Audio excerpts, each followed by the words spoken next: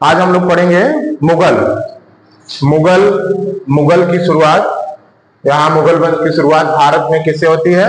बाबर से। ठीक। और इसका बाबर का काल भारत में है 1526 से 1530। तो जो बाबर था, बाबर की माँ क्या थी? मंगोल से संबंधित थी और पिता तुर्क। ठीक। इस तरह बाबर में मंगोल और तुर्क का रक्त मिश्रण था। ठीक। मंगोल एवं तुर्क, मंगोलों एवं तुर्कों का रक्त मिश्रण था। ठीक है। बाबर का जन्म 1483 में हुआ था। कब जन्म हुआ था? जन्म 1483 में, 1483, 1483 में हुआ था। और उनके पिता कौन थे? उमर शेख मिर्जा। पिता उमर शेख मिर्जा। पिता उमर शेख मिर्जा थे, जो कि एक छोटे से राज्य था फरगना, उसी के शासक थे। ठीक। उमर शेख मिर्जा छोटे राज्य फरगना के शासक थे। ठीक है। ये फरगना के शासक थे उमर शेख मिर्जा। ठीक है। और बाबर फरगना की गद्दी पर 8 जून 1494 को बैठता है। बाबर फरगना की गद्दी पर 8 जून 1494 पर। ठीक। 1494 पर। जन्म कब हुआ था बाबर का? 1483 में। इस तरह ये कितने साल का था? 11 वर्ष का, है ना। 1483 में जन्म हुआ और 1494 में अगर ये गद्दी पर बैठा तो निश्चित रूप से 11 साल का ही था। ठीक। तो मतलब कि 11 साल की उम्र पर ये गद्दी पर बैठा। ठीक है। बाबर ने 1507 ईस्वी में बादशाह की उपाधि धारण की थी। कब? 1507 ईस्वी में बाबर ने बादशाह की उपाधि धारण की थी। बादशाह की उपाधि धारण की थी।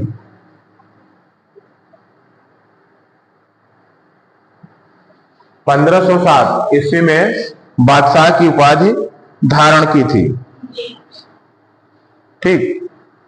ऐसी उपाधि किसी तैमूर शासक ने अब तक धारण नहीं की थी। ठीक है। बाबर के 4 पुत्र थे। कितने पुत्र थे? 4। हुमायूं, कामरान, अस्करी और हिंदाल। हुमायूं, कामरान, अस्करी और हिंदाल। ठीक है।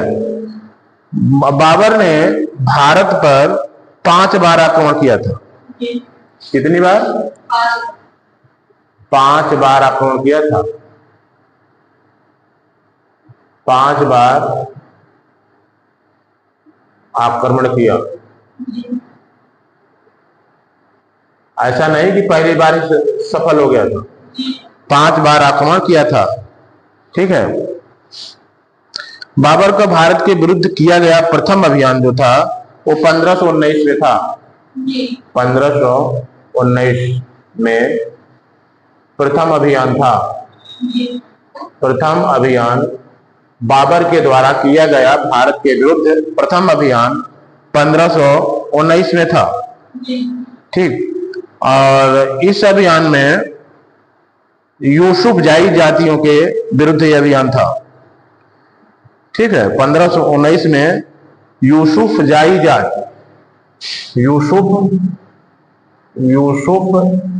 जाई जातियों के विरुद्ध था। ये इधर पश्चिमोत्तर की तरफ ये पाए जाते हैं यूसुफ जाई जातियां। इस अभियान में बाबर ने बाजौर और भेरा को अपने अधिकार में ले लिया था। इस अभियान में बाजौर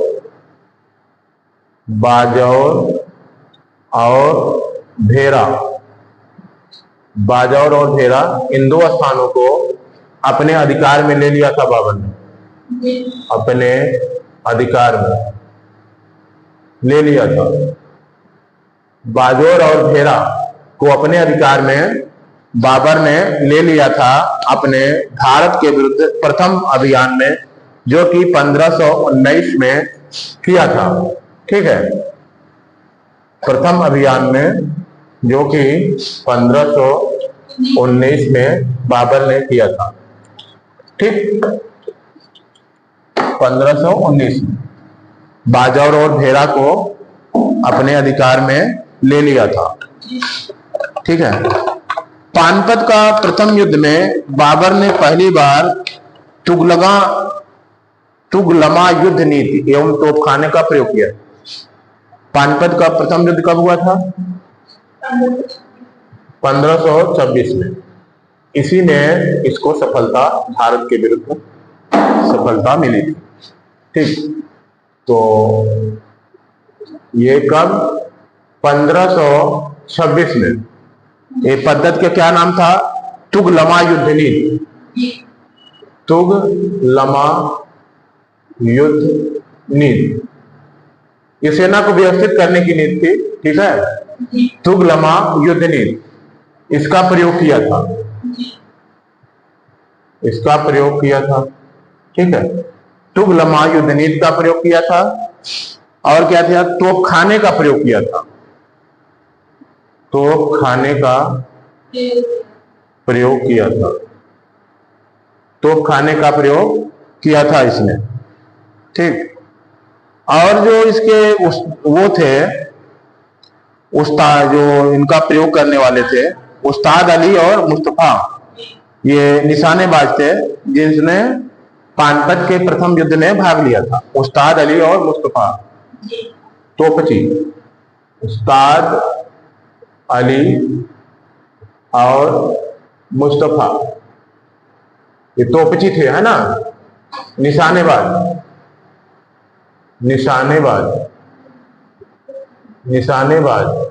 ये इस युद्ध में भाग लिए थे 1526 के।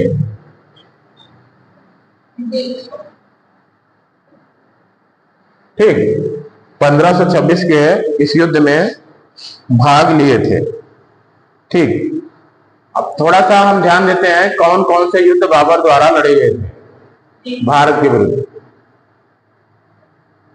बाबर द्वारा लड़े गए युद्ध। ठीक, बाबर द्वारा लड़े गए युद्ध, इसमें सबसे पहले जो महत्वपूर्ण युद्ध था, पानीपत का प्रथम युद्ध था। पानीपत का प्रथम युद्ध 21 अप्रैल 1526। ठीक, 21 अप्रैल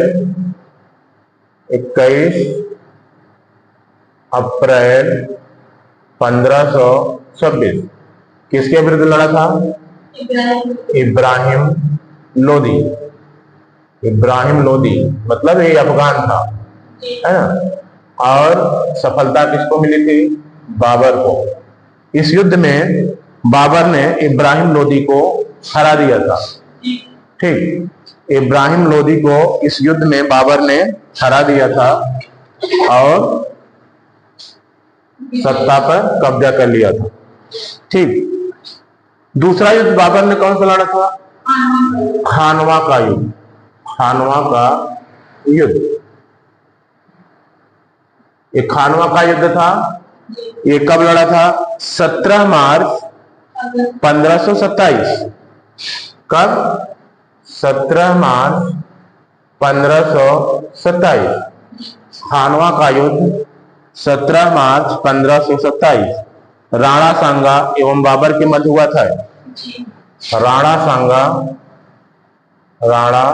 सांगा एवं बाबर के मध्य, ठीक। और इसमें भी बाबर विजयी रहा, ठीक। ये वही राणा सांगा है, इन्होंने भी बाबर को बुलाया था। ये बात उसने बाबर ने अपने तुझे के बाबरी में लिखा है, ठीक। तो बुलाने वालों में ये भी एक थे, तो इनको भी हराया, इनको भी नहीं छोड़ा। खानवा का युद्ध राणा सांगा एवं बाबर के मध्य, बाबर विजयी रहा। इसके बाद है चंदेरी का युद्ध, ठीक है। चंदेरी का युद्ध 29 जून 1528। कब है? 29 जून 1528। 29 जून 1528 ये मेदिनी राय एवं बाबर के मध्य हुआ था। कौन? मेदिनी राय एवं बाबर के मध्य। इसमें भी बाबर विजयी रहा, ठीक। इसमें भी बाबर विजयी रहा। फिर अगला है घाघरा का युद्ध। कौन सा? घाघरा का युद्ध, बहुत फेमस युद्ध ये भी है।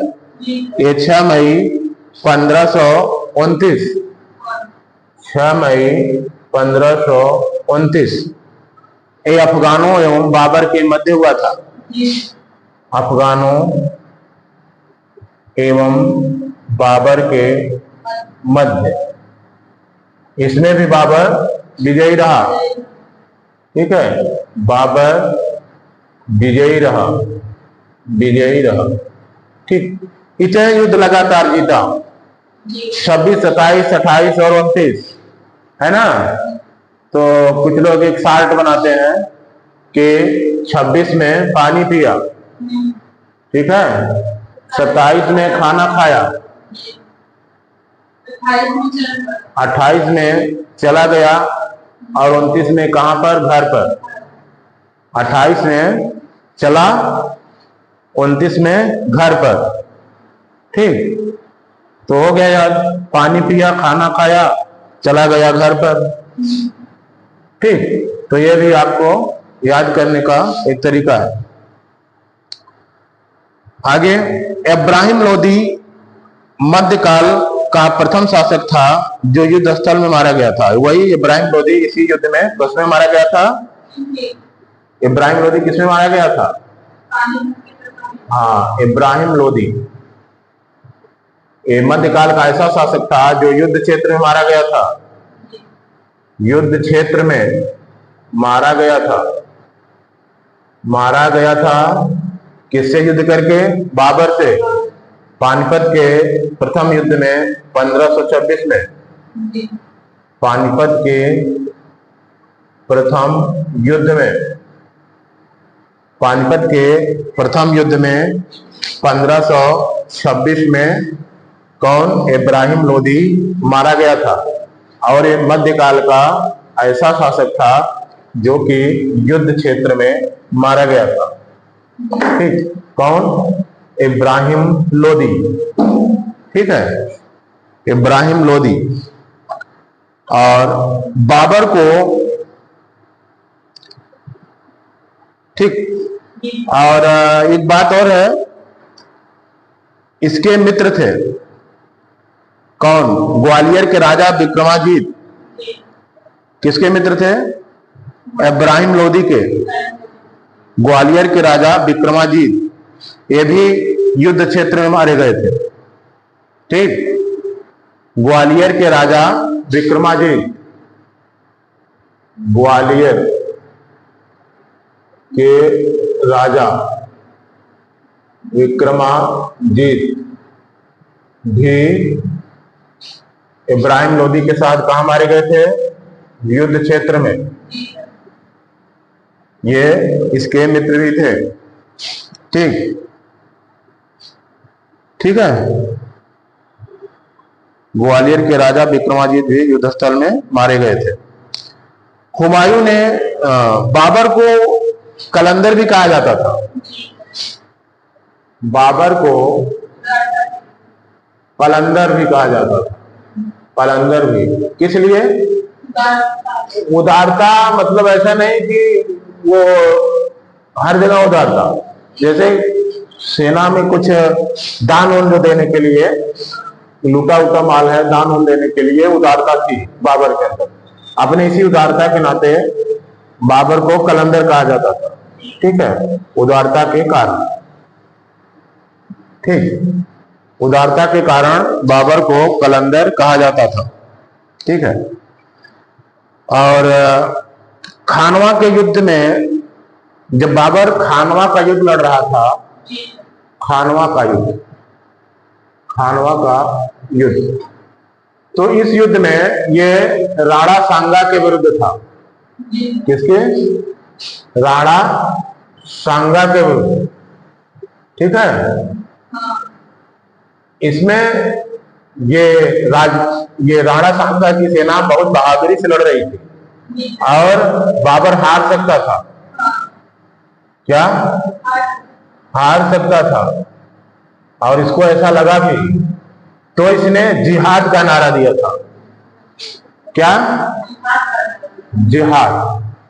जिहाद मतलब जिहाद का नारा दिया। और युद्ध में जिहाद का नारा दिया कि मतलब कि जिहाद वास्तव में ये धर्म के लिए है, धर्म की रक्षा के लिए है। तो उन्होंने अपने युद्ध को धर्म से जोड़ लिया। कहने का मतलब है कि युद्ध धर्म का प्रयोग युद्ध में कर दिया, जीत का प्रयोग युद्ध में कर दिया। और जब धार्मिक बात आती है तो लोगों के अंदर ताकत आ जाती है और अपने अपने राजनीतिक लाभ के लिए इन्होंने जिहाद का प्रयोग किया और युद्ध को जीत लिया। ठीक है। किसने? बाबर ने। और विजय के बाद गाजी की उपाधि धारण की। ठीक, विजय के बाद गाजी की उपाधि धारण की। गाजी की उपाधि धारण की। जब इसका विजय हो गया तो इन्होंने गाजी की उपाधि धारण किया था। गाजी की उपाधि 30 जनवरी 1528 ईस्वी को जहर देने के कारण राणा सांगा की मृत्यु हो गई थी। कब हुआ था? 30 जनवरी 1528। 30 जनवरी 1528 जहर देने के कारण किसकी मृत्यु हो गई थी? राणा सांगा की। ठीक, 30 जनवरी 1528 को जहर देने के कारण राणा सांगा की मृत्यु हो गई थी। बाबर ने बंगाल के शासक नुसरत शाह के साथ 6 मई 1529 को एक दूसरे की संप्रभुता का सम्मान करने का वादा करते हुए एक संधि की। कब की थी संधि? 6 मई 1529 को। किसके साथ की थी? बंगाल के शासक नुसरत शाह के साथ। बंगाल के शासक नुसरत शाह के साथ। नुसरत शाह के साथ मतलब ये कहा कि हम एक दूसरे की संप्रभुता का सम्मान करेंगे। ठीक है। 6 मई 1529 को बंगाल के शासक नुसरत शाह के साथ बाबर ने संधि की। बाबर ने संधि की। ठीक है। बाबर ने इस पर संधि कर ली। अब देखिए संधि में क्या हुआ। ठीक, और साथ ही क्या किया, जिसके अनुसार नुसरत शाह ने अफगान विद्रोहियों को शरण न देने का वचन भी दिया था। ठीक, नुसरत शाह ने क्या वचन दिया था?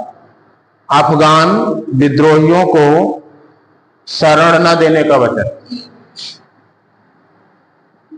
अफगान विद्रोहियों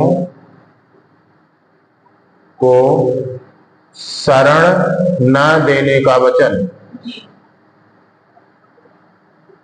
न देने का वचन दिया था। किसने दिया था? नुसरत शाह ने, जो कि बंगाल के शासक थे। ठीक है। 48 वर्ष की आयु में 26 दिसंबर 1530 ईस्वी को आगरा में बाबर की मृत्यु हो गई। कब हुई थी? 48 वर्ष की आयु में, 48 वर्ष की आयु में 26 दिसंबर 1530, 26 दिसंबर 1530 को आगरा में बाबर की मृत्यु। आगरा में बाबर की मृत्यु हो गई। कब हुई थी? 26 दिसंबर 1530 में।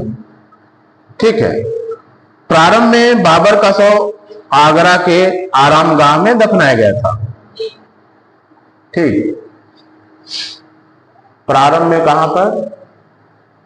प्रारंभ में आगरा के आराम बाग में, आराम बाग में दफनाया गया। बाद में उसको काबुल में दफनाया गया। ठीक। बाद में काबुल में इसके द्वारा चुने गए स्थान पर दफनाया गया था। काबुल में मतलब बाबर का जो मकबरा है, मतलब दफनाने का स्थान है, वो कहाँ है? काबुल। काबुल में दफनाया गया। किसको? बाबर को। बाबर को कहाँ दफनाया गया? काबुल में। ठीक है। बाबर को काबुल में दफनाया गया। बाबर की मातृभाषा क्या थी? तुर्की। उसने अपनी आत्मकथा किस भाषा में लिखी है? तुजुक बाबरी किस भाषा में है? तुर्की में। ठीक। बाबर की आत्मकथा तुजुक बाबरी तुर्की भाषा में लिखी गई है। ठीक है। बाबर की मातृभाषा तुर्की थी, लेकिन वह अरबी फारसी का भी ज्ञाता था। बाबर की जो मातृभाषा थी, मातृभाषा क्या थी? तुर्की। और लेकिन उसको अरबी फारसी का भी ज्ञान था, ज्ञाता था, है ना? उसको अरबी फारसी का भी ज्ञान था और वो उसका अच्छा जानकार यानी ज्ञाता था। बाबर ने अपनी आत्मकथा बाबरनामा, इसको बाबरनामा भी कहते हैं, भी ध्यान में रखिएगा। तुजुक बाबरी को बाबरनामा भी कहते हैं। बाबरनामा, बाबरनामा बाबर के जो आत्मकथा है, आत्मकथा स्वयं लिखा जाता है कि दूसरा कोई लिखता है? ये तुर्की में है। बाबर की आत्मकथा किसमें है? तुर्की में है। ठीक है। और इसका अनुवाद बाद में फारसी भाषा में अब्दुल रहीम खान खाना ने किया था। इस आत्मकथा का फारसी अनुवाद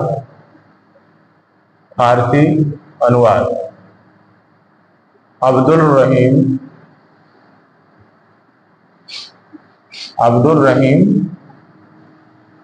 रहीम खान खाना। अब्दुल रहीम खान खाना ने इसका बाबरनामा का किसमें अनुवाद किया? उसमें फारसी में। ठीक है। फारसी में अनुवाद किया था। फिर ये फारसी में अनुवाद, हाँ, आत्मकथा में बाबर ने औपचारिक बागों की योजनाओं और उनके बनाने में अपनी रुचि का वर्णन किया है। अक्सर ये बाग दीवार से घिरे होते थे तथा कृत्रिम नहरों द्वारा चार भागों में विभाजित आयताकार अहाते में स्थित थे। चार समान हिस्सों में बटे होने के कारण ये चार बाग कहलाते थे। किसके? जो बाबर की जो योजनाएं थी, ठीक है, उसने अपनी आत्मकथा में बागों की योजनाएं लिखा है। बागों की योजनाएं, बागों की योजनाएं, ठीक। और इन्हें चार बाग ये चार बाग कहलाते थे क्योंकि चार समान हिस्सों में बटे थे, इसीलिए चार बाग कहलाते थे। चार बाग, लखनऊ में भी चार बाग है। चार बाग बनाने की परंपरा अकबर के समय से शुरू हुई। कब? बाबर में तो केवल प्लान था आत्मकथा में, लेकिन शुरू कब हुई? हाँ, चार बाग बनाने की परंपरा अकबर के समय से शुरू हुई। अकबर के समय से शुरू हुई, ठीक है। अकबर के चार बाग बनाने की परंपरा, चार बाग, ठीक, बनाने की परंपरा अकबर के समय से शुरू हुई। बाबर को मुबैयान नामक पद्य शैली का भी जन्मदाता माना जाता है। बाबर प्रसिद्ध नक्शबंदी सूफी ख्वाजा उबैदुल्ला अहरार का अनुयायी था। किसका? ख्वाजा उबैदुल्ला अहरार। बाबर सूफी संत ख्वाजा उबैदुल्ला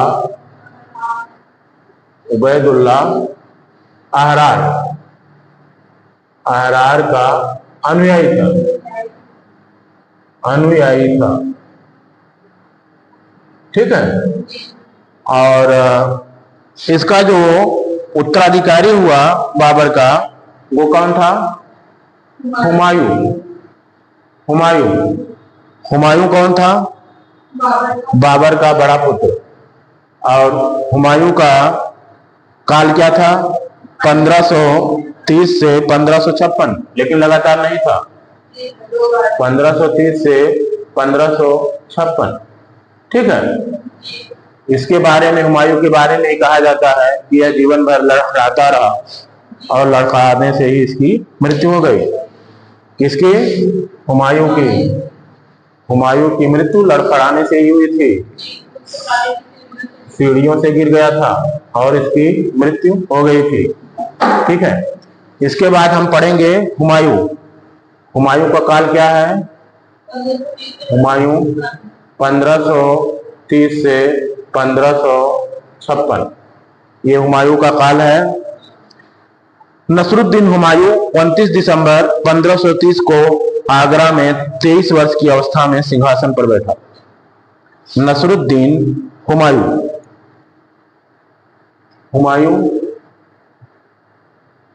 हुमायूं कब बैठा? ठीक है, 29 दिसंबर 1530 में 23 वर्ष की अवस्था में 29 दिसंबर 1530 को, ठीक है, 23 वर्ष की अवस्था में 29 दिसंबर 1530 को आगरा में सिंहासन पर बैठा। कहां बैठा? आगरा में सिंहासन पर बैठा। उस समय उसकी आयु, हुमायूं की आयु 23 वर्ष थी। तारीख थी 29 दिसंबर 1530, स्थान आगरा, ठीक है। गद्दी पर बैठने से पहले हुमायूं कहां का सूबेदार था? बदख्शा का। बदख्शा, ठीक है। कहां का सूबेदार था? बदख्शा। ये ध्यान में रहिएगा, सूबेदार कहां के रहे हैं राजा, वो भी महत्वपूर्ण है। बदख्शा, बदख्शा का सूबेदार था। सूबेदार था जब वो गद्दी पर बैठा। कौन? हुमायूं। ठीक। अपने पिता, उसके पिता ने निर्देश दिया था बाबर को कि अपने भाइयों के साथ वो अच्छा व्यवहार करेगा, उनके हिस्से से कुछ नहीं, मतलब उनका हिस्से नहीं लेगा, उनके साथ उचित व्यवहार करेगा। और अपने पिता के आदेश के पालन के कारण ही हुमायूं जो है राजनीतिक रूप से नुकसान की स्थिति में रहा, है ना। अगर वो ऐसी नीति अपनाता कि नहीं देंगे तो और ज्यादा सफल राजा बनता, बादशाह बनता। अपने पिता के निर्देश के अनुसार हुमायूं ने अपने राज्य का बंटवारा अपने भाइयों में कर दिया। भाइयों में बंटवारा कर दिया, अपने राज्य का बंटवारा किया। किसका? राज्य का। और निर्देश किसका था? इनके पिता का पहले ही निर्देश था। इसने कामरान को काबुल और कांधार दिया। कामरान, कामरान कैसे? कामरान और कैसे? काबुल और कांधार। कामरान को काबुल और कांधार दिया। मिर्जा अस्करी को संभल, मिर्जा अस्करी, अस्करी को क्या दिया? संभल, संभल दिया। अस्करी को संभल दे दिया। हिंदाल को अलवर दिया। हिंदाल को क्या दिया? अलवर व मेवाड़। ठीक, अलवर और मेवाड़। कामरान, मिर्जा और हिंदाल तीनों लोग हो गए। ठीक है। वहीं अपने चचेरे भाई सुलेमान मिर्जा को हुमायूं ने बदख्शा प्रदेश दिया। सुलेमान मिर्जा को क्या दिया? इनको भी दिया। सुलेमान मिर्जा को बदख्शा, बदख्शा दिया। ठीक है। सभी को बांट दिया। ठीक। 1533 में हुमायूं ने दीन पनाह नामक नगर की स्थापना की थी। कब? 1533 में हुमायूं ने किस नगर की स्थापना की थी? दीन पनाह, दीन पनाह नामक नगर की स्थापना की थी। ठीक। इसके बाद हम कुछ युद्धों की चर्चा करते हैं जो कि हुमायूं के द्वारा लड़े गए थे। अब यहां पर शेर शाह की एंट्री होती है। ठीक। तो सबसे पहले कौन सा युद्ध है? चौसा का युद्ध। चौसा का युद्ध। ठीक। ये 15 जून 1539 में शेर खां एवं हुमायूं के बीच हुआ। 15 जून 1539 शेर खां और हुमायूं, शेर खां और हुमायूं के बीच हुआ था। हुमायूं, चौसा का युद्ध था ये। ठीक है। चौसा का युद्ध 15 जून 1539 शेर खां और हुमायूं के बीच हुआ था। इस युद्ध में शेर खां विजयी रहा। इस युद्ध के बाद शेर खां ने शेर शाह की पदवी धारण की। शेर खां, शेर, ये चौसा कहाँ है? शेर खां विजयी रहा, विजयी रहा। यहां से उसने शेर शाह की उपाधि धारण कर ली थी। शेर शाह की उपाधि। ठीक है। शेर शाह की उपाधि धारण किया था। किसने? शेर खां ने शेर शाह की उपाधि धारण किया था। ठीक। शेर खां की पदवी। फिर इसके बाद है विलग्राम का युद्ध। यहां पर शेर शाह वो हुमायूं हार जाता है, लेकिन ऐसा नहीं कि उसका राज चला जाता है। ठीक। तो चौसा में हारता जरूर है, लेकिन अभी उसका राज नहीं गया था। इसके बाद बिलग्राम या कन्नौज का युद्ध होता है 15 मई 1540 को। अभी पीछा नहीं छोड़ता है, वो शेरशाह पीछे लग जाता है। तो बिलग्राम या कन्नौज का युद्ध होता है, बिलग्राम या कन्नौज का युद्ध, कन्नौज का युद्ध, ठीक। बिलग्राम या कन्नौज का युद्ध चौसा से पीछा करते हुए यहां पर पहुंचता है। ये 17 मई 1540 को शेर खां एवं हुमायूं के बीच हुआ। 17 मई 1540 को, 17 मई 1540 को किसके बाद? शेरशाह और हुमायूं। यहां से शाह हो गया ना, शेरशाह और हुमायूं के मध्य होता है। कौन सा? ये बिलग्राम का युद्ध या कन्नौज का युद्ध इसको कह सकते हैं, ठीक। इसमें क्या हुआ? इस युद्ध में भी हुमायूं पराजित हुआ। हुमायूं पराजित हुआ, ठीक। हुमायूं यहां पर भी पराजित हुआ। शेर खां ने आसानी से आगरा और दिल्ली पर कब्जा कर लिया। यहीं से शेरशाह ने क्या किया? शेरशाह ने आगरा और दिल्ली पर कब्जा कर लिया, ठीक है। ये वही शेरशाह है जिसने बाबर के अंतर्गत भी, बाबर के तहत सेना में सेवाएं दी थी शेरशाह ने। और उस समय बाबर ने इनको देखा था, किसको? शेरशाह को, और चेतावनी भी दी थी कि इस आदमी पर विश्वास मत करना, बहुत ताकतवर है। किसने चेतावनी दी थी? बाबर ने दी थी, और हुमायूं को चेतावनी दी थी। इसके बारे में कहा था, ये वही शेरशाह है, ठीक है।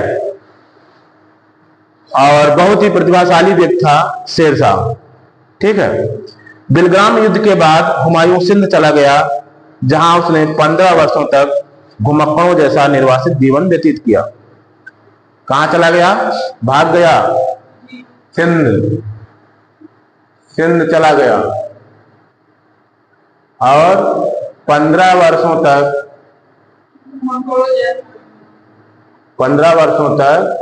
घुमक्कड़ों का जीवन व्यतीत किया, घुमक्कड़ों का जीवन व्यतीत किया, ठीक है।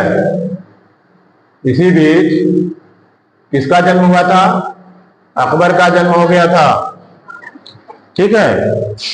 इसी बीच अकबर का जन्म हो गया था, ठीक है। अकबर का जन्म हो गया था। निर्वासन के समय हुमायूं ने हिंदाल के आध्यात्मिक गुरु फारसवासी शिया मीर बाबा दोस्त उर्फ मीर अली अकबर जामी की पुत्री हमीदा बानो बेगम से 29 अगस्त 1541 को निकाह कर लिया। इसी बीच विवाह भी किया था, किससे? हमीदा बानो बेगम से। हमीदा बानो बेगम कौन थी? हाँ, हमीदा बानो बेगम से निकाह किया। कौन किया? अकबर ने, हुमायूं ने, ठीक है। हुमायूं ने निकाह किया हमीदा बानो बेगम से, हुमायूं ने निकाह किया। इसी बीच ये हमीदा बानी बेगम कौन थी? ये मीर बाबा दोस्त उर्फ मीर अली अकबर जामी की पुत्री थी, जो कि आध्यात्मिक गुरु थे, ठीक है। हिंदाल के आध्यात्मिक गुरु, इन्हीं की बेटी से इसने निकाह कर लिया 29 अगस्त 1541 को। कब किया? 29 अगस्त 1541 को, ठीक। इसने निकाह कर लिया और अपना घुमक्कड़ों का जीवन जीता रहा, ठीक। कालांतर में हमीदा से ही अकबर जैसे महान सम्राट का जन्म हुआ, ठीक। और वो भी अपने घर में नहीं, इनके मित्र के घर में ही। ठीक, किसका जन्म हुआ? हमीदा बानो बेगम से ही अकबर का जन्म हुआ। अकबर का जन्म हुआ। ठीक है, अकबर का जन्म हुआ। ठीक, कहां हुआ था अकबर का जन्म? किसके राजमहल में हुआ था? अकबर का जन्म 15 अक्टूबर 1542 को वीरसाल के महल में, मतलब अमरकोट में हुआ था। ठीक है, कहां पर? अमरकोट में अकबर का जन्म इसी बीच हो गया था 15 अक्टूबर 1542 को, और वीरसाल के महल में।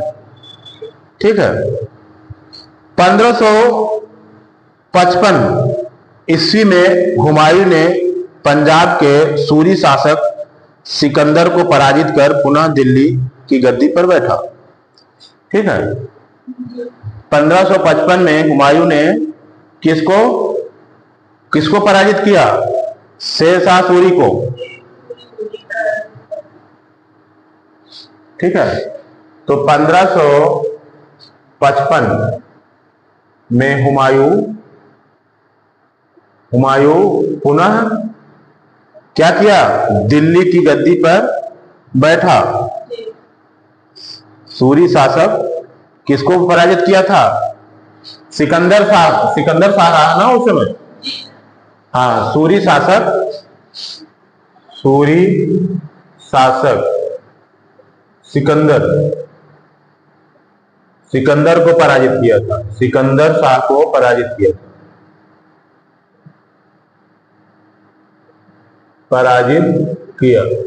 ठीक है, सूरी शासक सिकंदर को पराजित किया और दिल्ली की गद्दी पर पुनः बैठा। दिल्ली की गद्दी पर पुनः बैठा। अगर शेरशाह जीवित रहा होता तो शायद न बैठता, है ना। शेरशाह कहां मरा था? गोला फेंकते हुए गोले से चोट लगी थी। हाँ, कालिंजर, है ना। तो वहीं पर युद्ध में उसको गोले से चोट लग गई थी, वहीं पर मरा था। ठीक, तो हुमायूं के कुछ युद्धों के हम क्रम देख लेते हैं। हुमायूं का युद्ध, कुछ तो आपने देखा जिससे हुमायूं को पराजय मिली, है ना। फिर इसके बाद कुछ और युद्ध हैं हुमायूं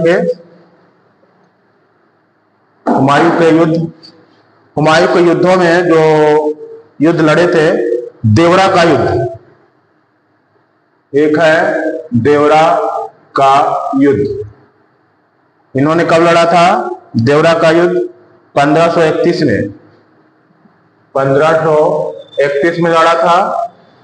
इसके बाद इसने कौन सा युद्ध लड़ा था? चौसा का युद्ध। चौसा का युद्ध ये कब लड़ा था? 1539 में, है ना। चौसा का युद्ध 1539 में लड़ा था। फिर इसके बाद और कौन सा लड़ा था? बिलग्राम का युद्ध 1540 में लड़ा था। बिलग्राम या कन्नौज का युद्ध ये 1540 में लड़ा था। फिर इसके बाद और कौन सा युद्ध था? बिलग्राम के बाद सरहिंद का युद्ध 1555 में। सरहिंद का युद्ध ये कब लड़ा था? 1555 में। ठीक, सरहिंद का युद्ध 1555 में हुमायूं लड़ा था। ठीक, 1 जनवरी 1556 को दीन पनाह भवन में स्थित पुस्तकालय, ये 1 जनवरी 1556 को 1 जनवरी 1556 को दीन पनाह में पुस्तकालय था। ठीक, पुस्तकालय, उसकी सीढ़ियों पर चढ़ते समय क्या हुआ? चढ़ते समय लड़खड़ा कर गिर गया, लड़खड़ा कर गिर गया और उसकी मृत्यु हो गई। इसीलिए कहा जाता है कि हुमायूं जीवन भर लड़खड़ाता रहा और लड़खड़ाने से ही उसकी मृत्यु हो गई। ठीक, हुमायूं के ये लेनपुल का कथन है, यही कथन है, हुमायूं गिरते पड़ते इस जीवन से मुक्त हो गया, ठीक उसी तरह जिस तरह तमाम जिंदगी वह गिरते पड़ते चलता रहा। कौन? इतिहासकार लेनपुल हैं। लेनपुल हैं, ये कहते हैं कि जिंदगी भर लड़खड़ाता रहा और लड़खड़ाने से ही वो जीवन से मुक्त हो गया। ठीक है, लड़खड़ाने से ही जीवन से मुक्त हो गया। कौन? हुमायूं। ठीक, हुमायूं नामा की रचना गुलबदन बेगम ने किया था। हुमायूं नामा की रचना किसने किया था? गुलबदन बेगम, इन्होंने ही हुमायूं नामा की रचना किया था। हुमायूं ज्योतिष में विश्वास रखता था, इसलिए उसने सप्ताह के 7 दिन 7 रंग के कपड़े पहनते थे। किसने? ज्योतिष में विश्वास करता था, ज्योतिष में विश्वास करता था, इसलिए सप्ताह में 7 दिन विभिन्न कलर के कपड़े पहनता था। ठीक है, विभिन्न कलर के कपड़े पहनता था। ठीक, मतलब आपको ये सप्ताह में विभिन्न तरह के कपड़े पहनता था, तो इससे आपको ये सिद्ध हो रहा है कि ये ज्योतिष में विश्वास करता था। ठीक है, यहाँ पर आपको ये याद करने की जरूरत नहीं है कि सोमवार को कौन सा पहनता था, मंगल को कौन सा पहनता था। ठीक, तो ये ज्योतिष में विश्वास करता था, ये यहाँ महत्वपूर्ण तथ्य है। ठीक है, आप सभी को नमस्कार। जीएस गुरुकुल लर्निंग चैनल में आप सभी का स्वागत है। आपसे विनम्र निवेदन है कि प्रस्तुत वीडियो जरूर देखें, पूरा देखें, स्किप न करें। पसंद आए तो लाइक एवं सब्सक्राइब जरूर करें। अगर आप लाइक और सब्सक्राइब करेंगे तो हमें मोटिवेशन मिलेगा, इसलिए विनम्र। इसके बाद हम लोग पढ़ेंगे शेरशाह, जिसका काल था शासन का 1540 से 1545। सूर साम्राज्य का संस्थापक अफगान वंशीय शेरशाह सूरी था। संस्थापक कौन था? संस्थापक शेरशाह सूरी। ये अफगान था, इतना ध्यान रखिएगा, अफगान। शेरशाह सूरी अफगान था। ठीक, और शेरशाह सूरी के बारे में कानूनगो का अध्ययन ज्यादा अच्छा अध्ययन है। तो कानूनगो के अनुसार हरियाणा प्रांत के नारनौल स्थान पर इब्राहिम के पुत्र हसन के घर वर्ष 1486 में शेरशाह का जन्म हुआ था। हरियाणा प्रांत के नारनौल, कहां पर? हाँ, हरियाणा के नारनौल, हरियाणा के नारनौल में, ये किस जिले में आएगा? नारनौल, महेंद्रगढ़ में। महेंद्रगढ़। ठीक, यहीं पर किसका? शेरशाह का जन्म हुआ था। इब्राहिम के पुत्र हसन के घर में। किसके? इब्राहिम के पुत्र हसन के घर में। हसन के घर में कब हुआ था? इब्राहिम के पुत्र हसन के घर में 1486 में। 1486 में शेरशाह का जन्म हुआ था। ठीक, 1486 में शेर शाह का जन्म हुआ था। ठीक है, 1486 में। परमात्मा शरण के अनुसार शेर शाह का जन्म वर्ष 1472 में हुआ था। कौन? परमात्मा शरण। परमात्मा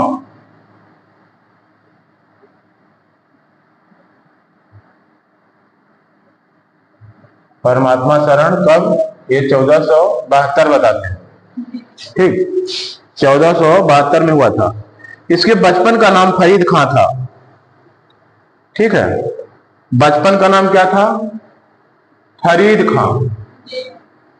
फरीद खां इसके बचपन का नाम था, और यह सूरवंश से संबंधित था। वंश का क्या नाम था? सूरवंश। सूरवंश, ठीक, सूरवंश से संबंधित था। इसके पिता हसन खां जौनपुर राज्य के अंतर्गत सासाराम के जमींदार थे। पिता हसन खां, पिता हसन खां किसके? जौनपुर राज्य के अंतर्गत। जौनपुर राज्य था ना, जौनपुर राज्य के अंतर्गत कहां के? सासाराम। सासाराम कहाँ है? सासाराम बिहार में है। सासाराम का जमींदार था।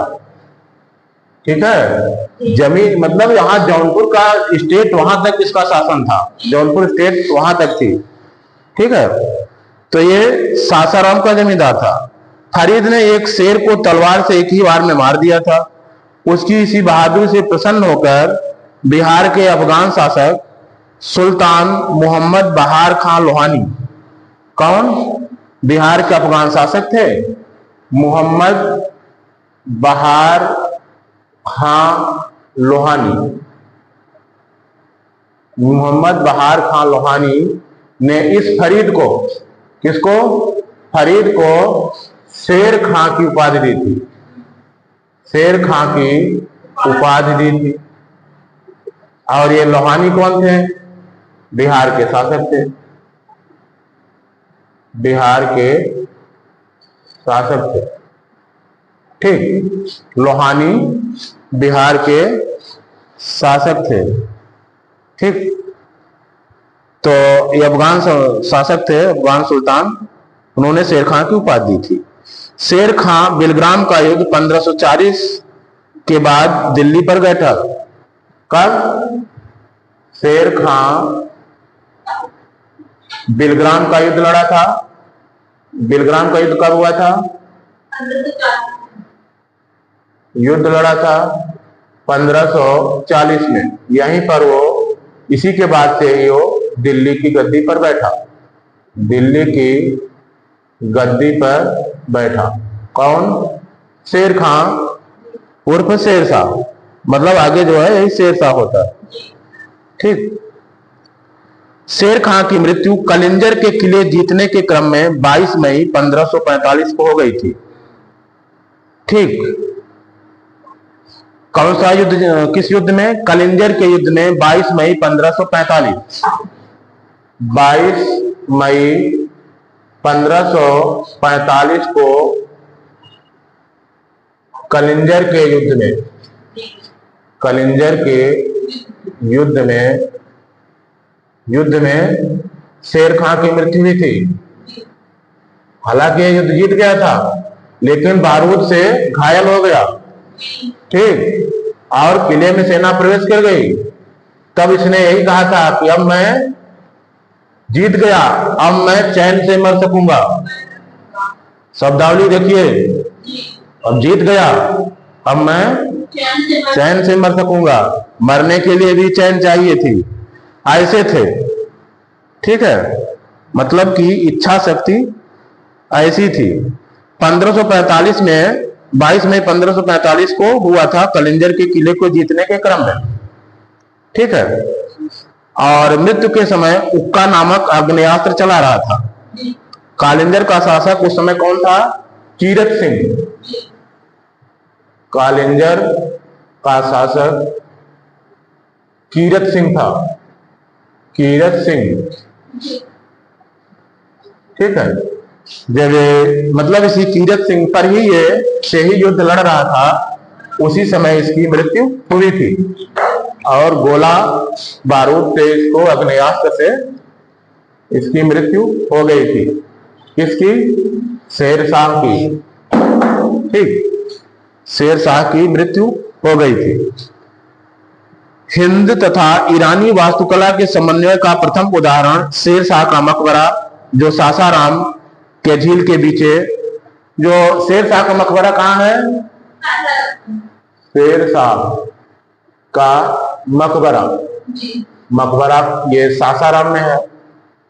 सासाराम में एक झील के बीच में है, सासाराम में, सासाराम में।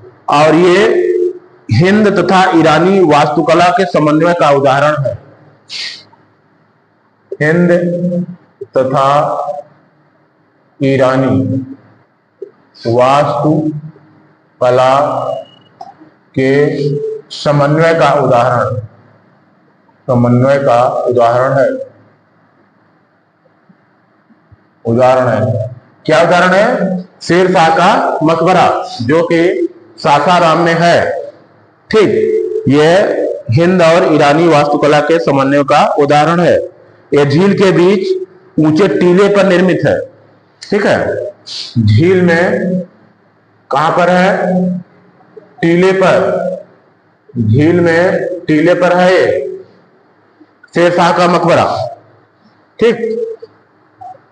रोहतासगढ़ का किला, किला ए कोना, रोहतासगढ़ का किला और किला ए कोना ये दिल्ली में है, नामक मस्जिद का निर्माण शेरशाह ने करवाया था। कौन सा? रोहतासगढ़ का किला। और दूसरा क्या है? किला ए कोना, किला ए कोना, किला ए कोना कहां पर है? दिल्ली में, नामक मस्जिद, ठीक है। मस्जिद का निर्माण किसने करवाया था? का निर्माण शेरशाह ने करवाया था, शेरशाह ने करवाया था, ठीक है। शेरशाह ने करवाया था, ठीक, शेरशाह ने करवाया था। शेरशाह ने रोहतास के दुर्ग एवं कन्नौज के स्थान पर शेरसूर नामक नगर बसाया था। शेरशाह ने रोहतासगढ़ के दुर्ग एवं कन्नौज के स्थान पर शेरसूर, कौन सा नगर? शेरसूर, शेरसूर नामक नगर, नामक नगर बसाया था। शेरशाह का उत्तराधिकारी उसका पुत्र इस्लाम शाह था। कौन? उत्तराधिकारी पुत्र इस्लाम शाह, ठीक है। उत्तराधिकारी कौन था? इस्लाम शाह, ठीक। शेरशाह ने भूमि की माप के लिए 32 अंक वाली सिकंदरी गज एवं सन की डंडी का प्रयोग किया। शेरशाह के समय में पैदावार का लगभग 1/3 भाग लगान के रूप में वसूला जाता था। लगान कितना होता था? 1/3 भाग लगान के रूप में, लगान के रूप में वसूला जाता था। किसके समय में? शेरशाह के समय में। शेरशाह ने सोने के सिक्के अशरफ, चांदी का रुपया, सोने का सिक्का क्या होता था? सोने का सिक्का अशरफ, इसको क्या बोलते थे? अशरफ, सोने का सिक्का अशरफ और चांदी का रुपया, चांदी का रुपया, ये क्या था? 178 ग्रेन का, चांदी का रुपया 178 ग्रेन का, तथा तांबे का दाम 380 ग्रेन का। तांबे का जो होता था उसको दाम कहा जाता था, ये 380 ग्रेन का था। इनको शेरशाह ने चलवाए थे। चांदी का रुपया शेरशाह ने जारी किया। चांदी के रुपए और तांबे के दाम का विनिमय अनुपात 164 था।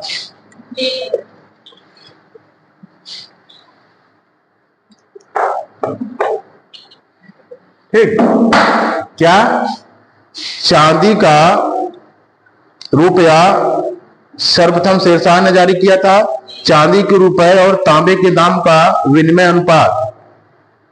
चांदी का रुपया और तांबे का दाम, विनिमय अनुपात क्या था? विनिमय ये तांबे का 1:64, ठीक, 1 और 64 का अनुपात था। शेरशाह के समय में तांबे के अन्य सिक्के अथोला, पावला, दमड़ी और जीतल। अथोला, ठीक है, अधोला, पावला, दमड़ी और जीतल। अधोला, पावला, दमड़ी और जीतल, ये किसके होते थे? तांबे के। ठीक है, ये तांबे के सिक्के होते थे, तांबे के। ठीक, ये तांबे के सिक्के होते थे। और कबूलियत एवं पट्टा प्रथा की शुरुआत शेरशाह ने की थी। कबूलियत एवं पट्टा, ठीक, ये शुरुआत शेरशाह ने की थी। ये जमीन से संबंधित थी, पट्टा दे दिया जाता था। ठीक, शेरशाह ने इसकी शुरुआत करी थी। शेरशाह ने 1541 में पाटलिपुत्र को पटना नाम से पुनः स्थापित किया था। 1541 में पाटलिपुत्र क्या हो गया था? पटना, इसी को पुनः स्थापित किया था। और ग्रांड ट्रंक रोड की मरम्मत करवाई। शेरशाह सूरी मार्ग बनवाया था इसने। और डाक प्रथा का प्रचलन शेरशाह द्वारा किया गया था।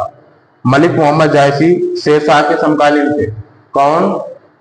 मलिक मोहम्मद जायसी शेरशाह के समकालीन थे।